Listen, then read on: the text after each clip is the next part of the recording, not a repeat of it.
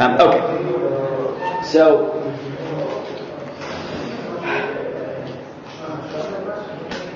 the thing about these parshiot is that they are so famous.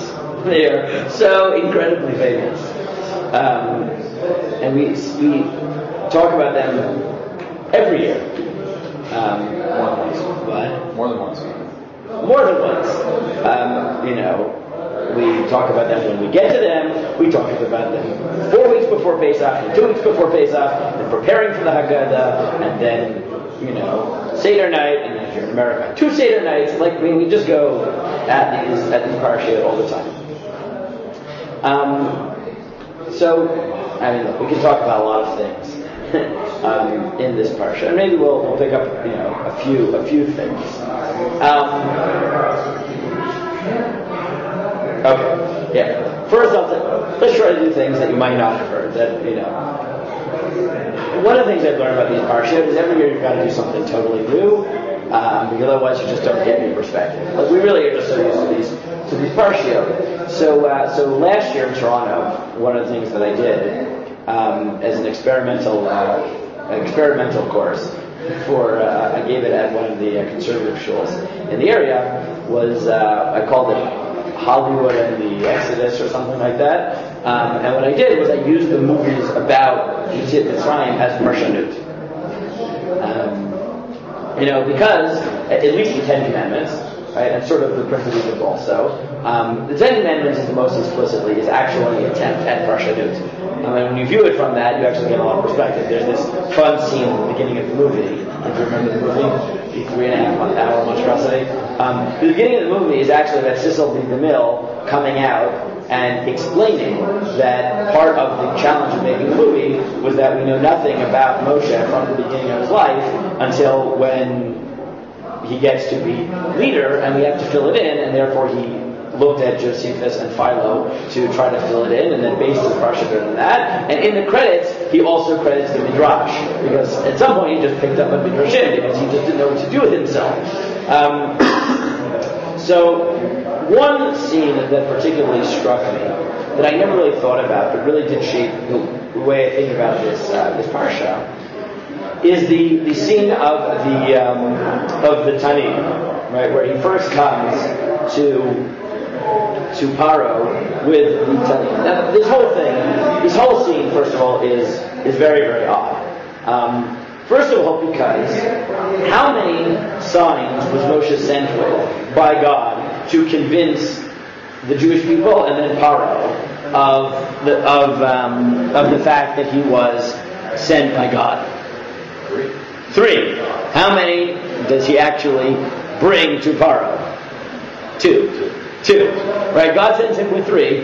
Right? God sends him with the Tanim / Nachash and the Tzarat and then blood. Right? And by the time he gets to Paro, somehow that turns into 2. Right? Which is strange enough. Now the reason for that seems to be that the Tanin and the Dam were meant for Paro, and the Tzarat is not meant for Paro, it's meant for Israel, according to Midrash. So according to Midrash, it's meant for Bnei Israel. Right. And our Peep Shot, it's meant for Moshe. Right? It's meant for Moshe. Right? It's meant for Moshe. Right? This is something, as I was in the car on my way home today, I was listening to Ray and Shalom. Right? He notes, of course, because if you look through Tanakh, every time someone is punished with Tzarat, what are they being punished for? Lashon Hara. So you're going to say Lashon Hara, but it's not true. In Tanakh, it's not. In Tanakh, it's very rarely Lashon Hara. It might be Lashon Hara once. Very speaking. So that might be Lashon Hara. That's the only one that might be. The rest of them aren't. The rest of them are always the same thing. Going against Hashem? Nope. Nope. Arrogance. Every time. Right? Well, if you think about it quickly, right? So let's leave Miriam aside for a moment. Right? But classic case is Naaman. Right? Naaman has Tzarat. Right? Naaman has Tzarat. He goes to Elisha. Right? He doesn't want to get rid of the Tzarat. Someone suggests he goes to Elisha. He goes to Elisha. Elisha says, he sends a messenger. He doesn't bother talking to him. And he sends somebody out. Tell Naaman to go to the Yarden. Naaman says, what is this? I'm Naaman. I'm the general. Why is the Navi not coming to me? And besides, what is this stupid advice he's telling me? I should go to the mikvah and the Yarden. We have better rivers. We have better rivers in Damascus. The guy, so his lad says to him, "Look, what do you have to lose? Just try it." He goes, and he's a changed man. And he says, "No, really, Yesh Elokim b'Yisrael. There's nothing b'Yisrael." So we don't know what his crime was that he got Sarat for, but we do know that he's presented as arrogant while he has Sarat, and then when he doesn't have Sarat, he's a changed man, which is represented by the fact that before he was complaining about the fact that Elisha wouldn't come to him, and now he comes to Elisha, bows down to Elisha, and says, "I will only worship God from now on." Right? Except when I have to for political reasons, I'll worship Avodah Zarah. Don't worry about it. Right? Okay, interesting story. Then you have Uzziah. Right? Uzziah, who was a very popular king, but at some point, Uzziah says, "I don't just want to be king, I want to work in the Beit HaMikdash." So he goes to the Beit HaMikdash, says, "I want to bring the Keteret." The Kohanim say, "That's not your role. What are you talking about? You may be king, but you're not a Kohen." He says, "I don't care." And as soon as he drops the Keteret on, there is Tarat on his head. Right? There's this act of like brazen arrogance against the Kohanim. And by Miriam, if you look at Miriam, according to the Pshat in the Psukim, and this is one of the day of Chazal. Remember, in Chazal it says, it's either Lashon Hara or it's Gaifa. Where did they get that notion? Because what does Hashem say the crime actually was? Hashem doesn't say the crime was Sarah. It wasn't Lashon Hara. It was. Right? You can't do this. How are you going to why do you think that you're as great as Moshe? I told him panim el panim. Right? Right? The crime, according to Hashem, is not the Lashon Hara. It's that she was arrogant enough to say we're Nevi'im just like Moshe. Right? And Hashem says, no, you're not. Right? The sin was, right? It wasn't the Lashon Hara per se. It was the arrogance, right? The conviction that she was at the level of Moshe when she wasn't. That led to the sin. Now, right? So Reb Shalom says, well, what's going on by Moshe? Moshe, as much as he done of B'chal Adam, this scene is one of lack of anava. Because God says, go, it's going to be okay, I'm going to be with you. He says, it's not going to be okay. I know better. The Jews aren't going to listen. Paro's not going to listen. Hashem says, the Jews are going to listen, and I don't care if Paro doesn't listen. That's not the point. Just trust me and go. And they go back and forth for a week. Right? There's this level of, I know better than God. Right, which eventually, gets weeded out. Moshe becomes the Anav Mikol Adam. Be that as it may, right? The Tanin is actually for Paro. So he goes to Paro with the Tanin. Now, how do you understand this story? Right? If you have to imagine the story, what does Moshe think is going to happen? Right? Emotionally, what does he think is going to happen? Right? What does he feel is about to happen when he performs the magic trick of the Tanin? I don't know what Moshe feels, but I feel like, oh my God, he's going to kill me. So either going to kill me, or he's going to miraculously let him go. Right, but what does he think? Right, what is Paro going to look at the Tanin and say? What does he expect? Reaction. What does he expect the reaction to be? Not impressed. What? Not impressed. Really? That's what you think? Moshe thinks he's not going to be impressed? Why?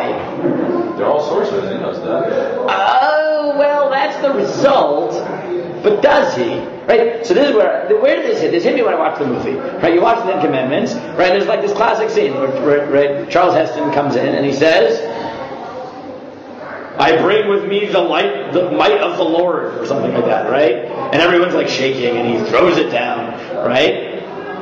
Meaning, like, isn't that the point? But right? Isn't that what Mitzrayim did to keep in power? All these tricks and stuff like that? Oh, for sure. So right. So let's get into Moshe's head here.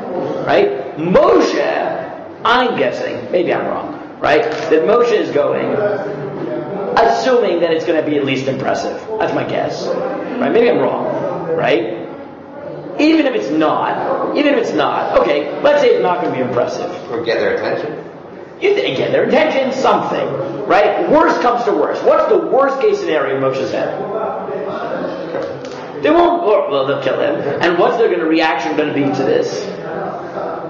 Okay, not impressive. Look, yeah, they'll kill me because they're not impressed. Okay, so he's not sent by God, whatever, right? Or what actually happens? What actually happens? This is where it gets interesting. Right? What actually happens? Our calls him his Khartoumim. Good. Let's play it out now psychologically. Calls the Khartoumim, and therefore what? Says do it. Do it. And now what? They do it. And now what? So what happens psychologically? What happens in that moment? Everything, all the air goes deflated. I think it's even worse. Yeah. See, that's what I always thought about it. Mm-hmm. Right? I always thought about it, and then I realized I was wrong. Right? I always thought that Moshe thought he was going to impress, and then they imitated, and what happens? 0. Right? We can do it too. It's not true. Because, let's assume, right now let's play it out. Let's assume that Moshe thought that they would be impressed, and then they managed to replicate it. What actually happens? Right? Let's imagine it for a moment. If you thought they were going to be impressed? Well, let's take a mashal, right? Let's say if I come and I challenge someone to a basketball game, okay? I know that I am bad, right? So the fact that they can play basketball as well as I can, or one-up me, right, or crush me, or shut me out, does nothing, right? At best, it brings me back to 0, right? At best, or worse, it brings me to 0. But what happens if I'm all confident and I come all full of myself and say, I am the best, right? I have moves that no one has ever seen, right? And then somebody comes, right, and replicates it, does exactly what I did. What is the result? It's not 0. It's negative. It's you thought you had something which was impressive, but you didn't. But you didn't realize you didn't. And therefore, right, you become the laughing stock. And this is exactly what the Midrash picks up on. That Moshe comes all confident that he's going to impress Paro, but Paro replicates it bikalut. And the Midrash says, right, Midrash plays it very nicely. It says, well, Paro calls the Khartoumim, and he says, go ahead, turn it into a snake. And they do it. And then Paro says, okay, my wife, New, Rebbitzin, come, turn it into a snake. She does it also. Says, okay, where's my kid? Where's my little kid? Why don't you try? Right? And he does it also. Right? Everybody does it. Right? Everybody does it. Right? It doesn't just take the air out of it. What does it do? It sets you backwards. Right? You're 10 steps behind where you were because you came convinced that you had a secret weapon in your back pocket, and it turns out not only did you not, you didn't even realize that you didn't. Right? You end up, right? And so in the Ten Commandments, as he's leaving, right, Paro's son spits at him and everyone just starts laughing, and you see how Moshe isn't just deflated, Moshe is, right, backwards. Why would God do that? Right? That just forces us to ask the question, what was the point? Right? What was the point of God sending him with an easily replicated miracle? Right? What exactly was the point of this story? Right, what is the svara? Get power over confidence? So I have 2 possibilities. One is that this is part of Chazek Hashem et Leib Paro. Which follows, that's what I was wondering. Exactly, which is what follows, Chazek Hashem et Leib Paro. Because everyone tries to figure out what is Chazek Hashem et Leib Paro. Now, my tendency is to think that this is something Rabbi Foreman builds in one direction, Rabbi Yaakov Midan builds in another direction, that Chazek Hashem et Leib Paro, much of it is Hashem playing psychologically with Paro. It's not magic. It's not miraculous. It's not like Rambam that he takes away his free will. It's that he plays with him psychologically to make it that he is overconfident. How does he do that? So one way, I think, is, you think about it psychologically, right? This is, right? He hustles him. I'll let you win one. Right? Right? That's the right word? Hustle? Yes? Right? Like right? Isn't this like a thing in like pool? Right? Like, I'll let you win the first game so that you're overconfident, and then you'll right, put more money down, we'll play for money. The first time I'll let you win, right? And then you'll be confident that it's a fluke the next time when I win, and I'll manage to get a few games out before you realize that I'm really just, right, I'm really an expert. So the first possibility, I think, is that God is hustling him. Is he said, right, he lets Moshe come in overconfident, because if Moshe comes in overconfident, and then Paro easily just wipes him away, then Paro becomes overconfident. But more importantly, it's not just he becomes overconfident now. He becomes overconfident even when he can't replicate it. Right? Because once you set it up, right, this is the chachma of hustling, right? I let you win the first few rounds, and then even when you start losing, you think it's a fluke, right? And it takes you a while before you realize that it's not a fluke. So Hashem lets Paro humiliate Moshe the first time around, because that just sets in motion his overconfidence even when he ends up losing. Right? Because it'll take a while, and if he wants to, he'll never get out of it, where he'll be confident that he is, what's it called? He'll never quite realize that he's actually up against God. That's one possibility. The other possibility is the exact opposite. Right? Now they both might be true. But the other possibility is the exact opposite, which is,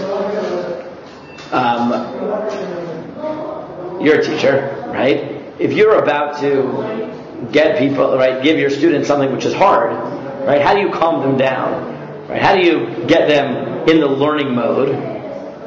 Well, bring on all these scaffold. You give them background knowledge. You slowly. Right, and what I sometimes do is sometimes I throw out softball questions. Yeah. Right, you throw out softball questions. Right, give them a few questions that they can answer, because then they're like, okay. Right? Even if they don't know the answer to everything, they're like, okay, right? I can do this. Right? Even as you build up to the harder thing. Well, one of the things is emphasized. Softball question for too. For Moshe or for Paro? For Paro. Okay. Right? Meaning, right? What is part of the, right? And especially in Va'era, the goal of the Makot is that the Mitzrim should learn that God is God. But that's a really hard thing to learn, because you live in a polytheistic world, and you're trying to teach them that there is a God, like one God, above the pantheon. You can't just jump into that. You can't just say, okay, not only is there this super powerful deity, but your entire conception of the nature of the divine is off. Right? So what do you do? How do you even do that? I mean, speaking about that, because you're just going to say, oh, it's the greatest God. So how do you do that? So that's a natural response. Probably. Good. So how do you do that? Slowly. The answer is slowly. Right? Now, so what I suggest is that that's what's going on here. Well, how do you do it? Right? Instead of, if you bash them over the head with Makat B'Charot, so they'll just think, okay, this is a super powerful God in the pantheon, like I give up. Instead, what do? First you say, okay, he's powerful. Okay, he's powerful. But you know what? So are we. And then you slowly get them to Kinim. And what happens at Kinim? So interesting. It's all their gods he deals with. Correct. Right. This is one of the things that is ancient Near Eastern scholars have really studied. But he says, what does he do by number 3? What do they get? What happens? First few, he lets them replicate. Then what happens in 3? Etzva Elohim, because they can't do it. But all they say is, right? This is impressive. This is a God, right? That's it. Okay, we've gone to the point. He's better than us. A few Makot later, right? By Shchen, by Bara, what do they say? Right? Don't you know that Mitzrayim is right? That Mitzrayim is lost. They can't stand. Right? Slowly, you get them from the point where they realize, oh, he's powerful. He's more powerful than us. So not only is he more powerful than us, he is beyond more powerful than us. Why is that a message? Why did Mitzrayim mean? The Mitzrayim mean this message? And good. It didn't change long term historically either. So now let's go to the goal of the Makot, right? Mm-hmm. So what is the goal of the Makot? The goal of the Makot in Va'era is clear. If I ask, what is the number one goal in Va'era? Why are there Makot at all? This is the Sforno's question. Nope. That's the end goal. That's the end goal. But the Sforno asks, and many of the questions, the Sforno develops it a lot. Why are there Makot? Just magic them out. If your only goal is to get the Jews out, then what the heck is the point of this process? The whole livestock for B'nai Israel. So you would think that, but it's not true. Right? Well, it is, but not in Va'era, it's not true. In Va'era, that's not the case. In Va'era, what is the goal? From beginning to end. But how does it make a Hazel with Mitzrayim, with B'nai Israel? Nope. Right? It's so that the Mitzrim will know God. So the Mitzrim will know God. It's to educate Mitzrayim. Right? Remember, the whole story starts in Shemot Hay, which is Vayomer Paro Mi Adonai Yishma B'Kol Shalach Yisrael Lo Yadati Adonai B'Gamed Yisrael Lo Hashaleach. And there Moshe backtracks and says, okay, let's forget Yud Kei Vav Kei. Elokei Ha'Evrim. Right? He wants you. Right? Now, how do I know that the goal in Va'era is not for the Jews? Because God says so. Right? Because God says so. Perek Tet Pasuk Tet Vav. V'ulam. So this is by Dever, yeah. By Dever. V'ulam. Ba'avur zot hematicha. Right? He tells him his end goal. For this reason I have sustained you. Ba'avur harocha et kochi uleman saper shmi b'chol aretz. He says to Paro, I've kept you alive so that you will know me and you will tell the world who I am. That's it. That is why there are makkos. That is why this is happening. Right? It is black and white, right? It's for you. For you, or for B'nai Israel still? For you. No, he's talking to Paro. You'll be their PR spokesman for the future. Yeah. He's supposed to be the spokesman for the whole world. Right? The Makot are to educate Paro. Now, let me ask you, okay? Now, by the way, this makes a lot of sense, because right after that statement, an explicit statement that the Makot are for you, this is the first Makkah, then he gives him a chance, this is Barad, he gives him a chance to do what? To do something about it. To show faith. To hide the... To show faith, right? In Pasuk Chav, Hayorei et Dvar Adonai me'adei Paro. Right? He gives them the option. If you fear God, put your animals away. Right? If it's worked, right? If you believe me, okay, here's your chance to prove it. And if you do, you'll be saved. You'll be fine. You don't, you'll pay the price. Good. Right? I should love some. You don't. So they left them in the fields and they paid the price. Okay, good. Now what? Now, let's say the Makot's goal is to slowly educate the Mitzrim. What would make God change his mind? What would make God say, you know what, that was a failed plan. I've tried. I have tried some Makot. I've tried to educate you with a few magic tricks through, as you mentioned, attacking each of your gods individually, the Nile and the right, and they have all the beautiful mythology things, pointing out how each Makkah attacks a different god in the pantheon. Fine. What would make God give up and say, I am done? Forget it. You're hopeless. It's over. Different tactic. I don't care anymore. What would do it? If it was you, right? If you were God, right? What would make you give up? Right? Let's say you had this beautiful goals all crafted, right? From the beginning, you were playing with them, you were educating them, you wanted them to learn. At what point would you say, forget you? What would do it? Your ultimate skin in the game, which happens in the couple, your ultimate skin in the game, which is your Makav and Korah. It obviously does that because you have no future. Oh, for sure. But why? You don't even care about your future. You're not even responding to your future. That's self-sufficient. Good. So you might have thought it's that. But the truth is that God gives up earlier. We know when God gives up because he says it. Right? Well, is that the change? No, well, close. But why? First, logically, when would God give up? Well, what if you were God, right? What would make you give up and say, at what moment would you say, you know what? There's no educating these people. I've tried, right? It could be that you're talking about this moment where they had the choice, first time they had a choice to do something about it after seeing it. Oh, but there you had some who were Dvar Hashem and some who weren't. Right? What would do it?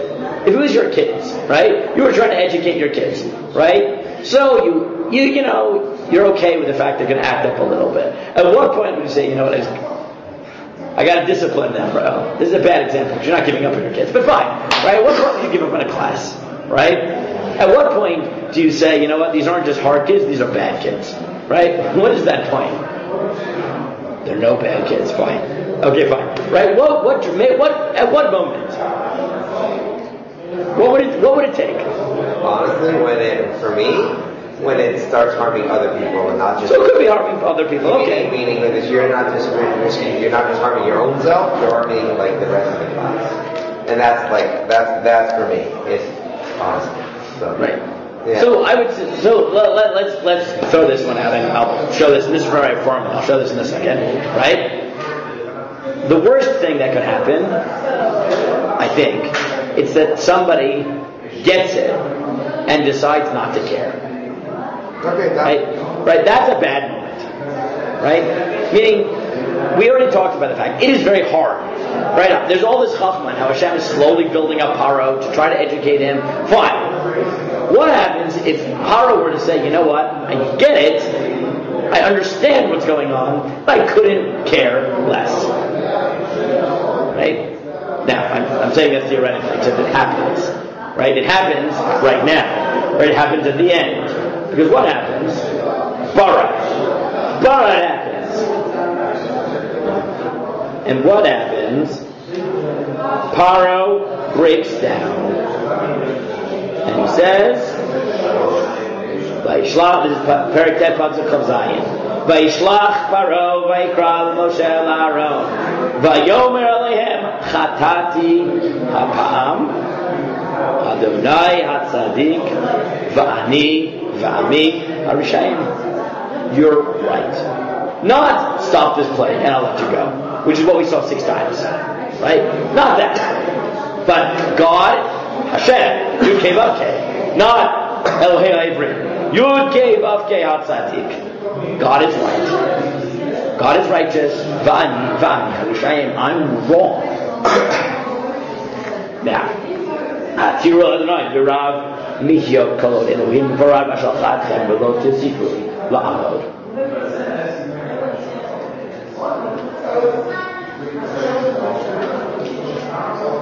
So right now, what should happen? Yes, it should all be over. Right? We've waited for this moment the whole time. Hashem Atzadik. Right? We just saw it a few episodes ago. Hashem said, my whole goal was Ba'al Borzot Hematicha. I kept you alive so that you could know who I am and tell the world about me. Barad comes and Paro says, Hashem Atzadik V'ani Harishayim. Bingo! It worked. Why, by the way? Right? Why was he convinced? What about Barad made him have a change of heart? What was the breakthrough moment for Paro? But Chazal loved this one because it was fire and water, and in the pantheon it makes no sense because fire and water gods hate each other. Yeah. Right? This is the right Foreman's point. Because it's fire in water. And if the whole point of educating was to educate, and you asked the question before, how are you going to educate that it's not just a powerful God, but it's a God above gods by uniting 2 warring gods in the pantheon? Right? By allowing fire to exist in hail. Right? The only way that works is if there's some super god that can tell the members of the pantheon, you listen to me. And at that point, Paro says, you know what? Hashem Atzadik V'ani Harishayim. You're right. You're right.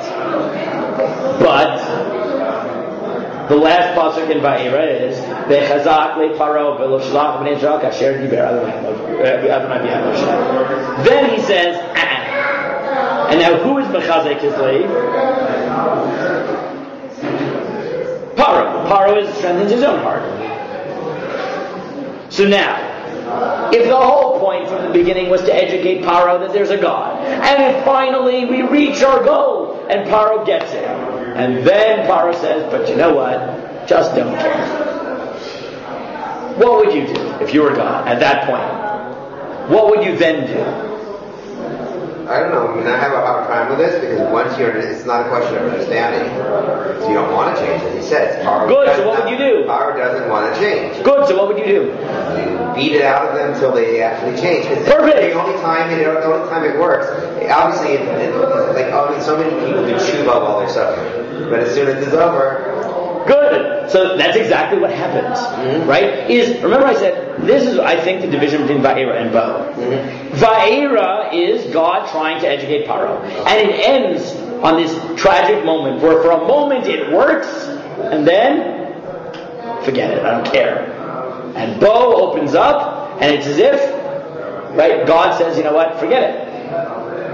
Educating Paro is worthless. It is a lost cause. So if I can't educate Paro, then what's the point of the Makkah? What? Educate Bnei Israel. And that's how Bo opens up. Vayomer Adonai Moshe, Bo el Paro, ki ani hichbati et libo vet lev avadav, liman shiti ototai ela b'kirbo. Bo opens up and says, forget it. This time I'm hardening his heart. I'm making his heart heavy. Why? So I can beat him into submission. Right? Liman, right? He says, why am I doing it? So that I can beat him. Liman tisaper baznei bincha. Uven bincha and asher hitalalti b'mitzrayim. V'rotodai asher samti vam midatem ki ani Adonai. And so that you, the Jews, will tell your children what happened, how I humiliated Paro. And you'll know that I'm God. Right, what happens? Paro in Va'era for a moment sees the truth and rebels, and God says, you learned the lesson and you don't care? Then forget you. If you aren't going to teach the world about who I am, then the Jews are going to do it instead. And you are going to be my whipping boy. Right? And you are going to be my example. You are going to be how I educate the Jews. So now you have no way out. Good luck. Right? And now he says, now I'm hardening your heart to destroy you, so that I can educate the Jews. Right? And then you see this nice little division between Va'era and Bo. Right? Va'era and Bo are not just 7 and 3 Makkah. It's actually two different strategies. Va'era is the story of how God attempts, starting with the Tamim, through Barad, to slowly educate Paro that there is not just a powerful God, but a God above gods. It works, and then Paro rebels, and then Bo opens up and says, okay, well, if I can't educate Paro, then I'm going to educate Bnei Israel. I'll educate the Jews. And Paro will just be the one that I punish. Now, one of my favorite proofs to this is the Haftarah. Because the Haftarah, I gave it shir for a year on Haftarah in Gersh. I love doing this. Right? Whoever picked the Haftarah, right, it was an act of parshanut. Right? Especially the Ashkenazi Haftarah. Sephardi Haftarah, not necessarily, because, as Yossi Ofer has pointed out, the Sephardi Haftarah tends to be more linguistically chosen rather than thematically chosen. But the Ashkenazi ones are thematically chosen. Now both Va'era and Bo, their Haftarot, focus on Nevuot against different pharaohs. Except they're very different types of prophecies. If you look at Va'era, the Haftarah of Va'era, look at what comes up over and over again. If you look at Pasuk Chavav, the second one, V'yadu ki ani Hashem Elokehem. You will know that I am God. Alright? Or go to Perek Chavtet, Pasuk, just Perek Chavtet. Bashana Asirit Basiri B'Shnei Masar L'Chodesh Hayad V'Adonai Elai Lamor. Right? Yechezkel says, I had a nevuah. Ben Adam, Simchanecha al Paro, Melech Mitzrayim, V'Yinaveh Alav al Mitzrayim Kulo. Go prophesize against Paro. Daber v'Amar, Kol Amar Adonai Elohim. Hineni Alecha Paro Melech Mitzrayim, Atanim Hagadol Roveis B'Toch Yorav Asher Amar Li Ori B'Ani Asitini. Right? talk to him because he thinks he's God.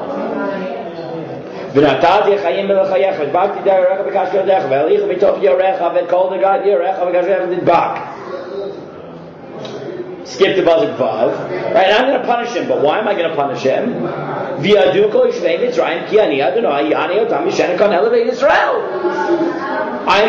the people in Mitzrayim will know that I'm God because they supported the Jews, right, and gave the Jews a terrorist.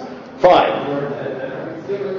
Again, you skip the pasuk 10. Vaita eretz Mitzrayim l'shmama v'charba v'yadu ki ani Adonai Yana Mario or Li Vani Asiti. Right? Over and over. The Haftorah that was chosen for Va'ira is one about God saying, I punished not this Pharaoh, a different Pharaoh. Why? Because he thinks he's God and I want him to know that he's not. That's the purpose of punishment. The purpose of punishment is not punishment. The purpose of punishment is education. Right? That's the Va'ira. That's the Haftarah of Va'ira. And it comes up several more times before the end of this. Pasuk Tetzayin V'lo Ye'od Levei Yisrael L'mitztach Maskir Avon V'fnotam Acharem V'yadu Ki Ani Adonai Elohim. Right? It comes up several times. Skip the bow. Look at the Haftarah of bow. Haftarah of bow. Also a nevuah against a pharaoh.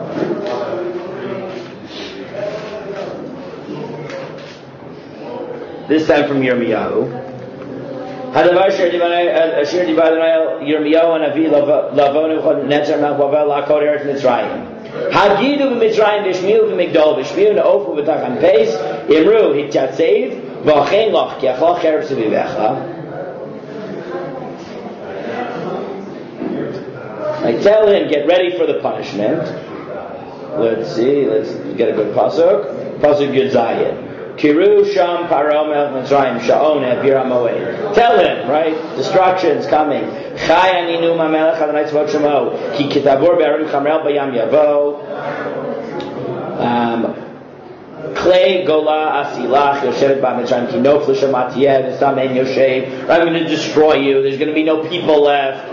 Eglad Yefefi HaMitzrayim Karen Mitzefam Kiva. Right, you're a fattened cow. Gam Tzrav Kirbak Elvim Rabek Gam Heimef Nu Nasu Yachdav Lamdu Ki Yom Meidam Ba'aleim Et Pekudatam. The time has come for punishment. Right? What? Last pasuk. And the last pasuk is Va'atal Tirav Yaakov Al Derat Yisrael Kini Moshiach HaMerachok Zecham Eretz Shavim V'Shav Yaakov V'Shakeh V'Sharan V'Machrid. Right? I'm going to destroy Paro, but don't worry, the Jews are going to save. Right? And you look at the Haftarah and you realize, right? Va'ira, the Haftarah chosen for Va'ira, is one about God saying, I punish Paro for the purpose of educating Paro. The Haftarah of Bo is one which is chosen to say, I destroyed Paro to save the Jews. But that's actually the theme of Va'ira and Bo, respectively. Va'ira, from the beginning, from the Tanin, to the end, is God saying, look, I am going to use every tool that I have in my book, and I'm going to do my best to slowly educate you to the notion that there is a God. Bavur zod hemadicha.